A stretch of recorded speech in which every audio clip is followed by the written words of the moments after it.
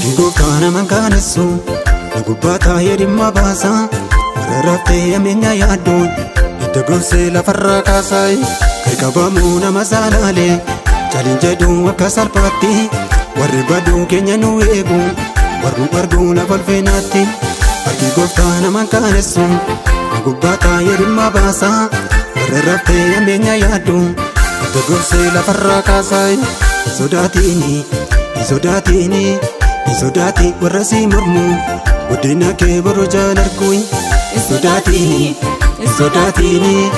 sodaati warra si mormu guddina kee boru jaalarkuun.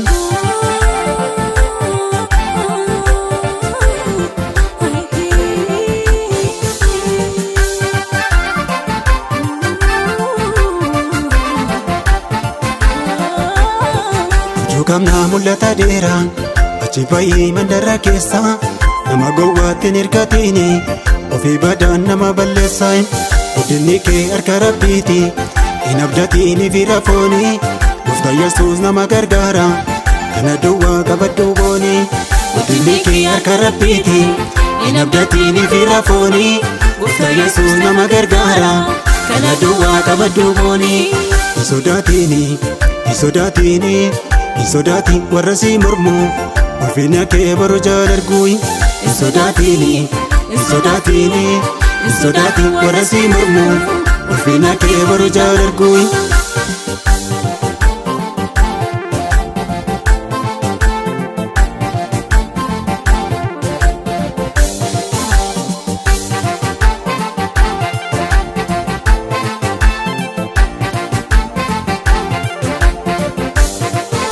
Lafaa kundara baada mijatoo jireenyas keessa gara namaa gargalgaleera wal baqataa akka bineensa ati garuu yaa nama Gooftaa gadi baay'ee jannata keessa warri dhamaa sirratti yaadu hin of kaluu makka kaleessa ati garuu yaa nama Gooftaa gadi baay'ee jannata keessa warri dhamaa sirratti yaadu hin of kaluu makka kaleessa sodaati warra si mormu ulfina kee boru jaalarkuun. Sodaati warra si mormu ulfina kee boru jaalarkuun.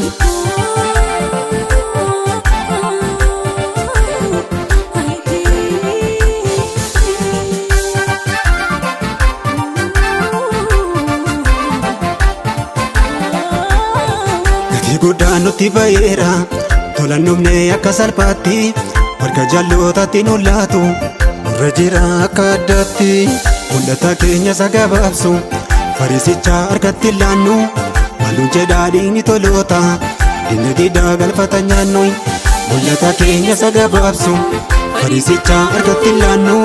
maaluun jedhaa dhiigni toloota dinna diddaa galfata nyaannu.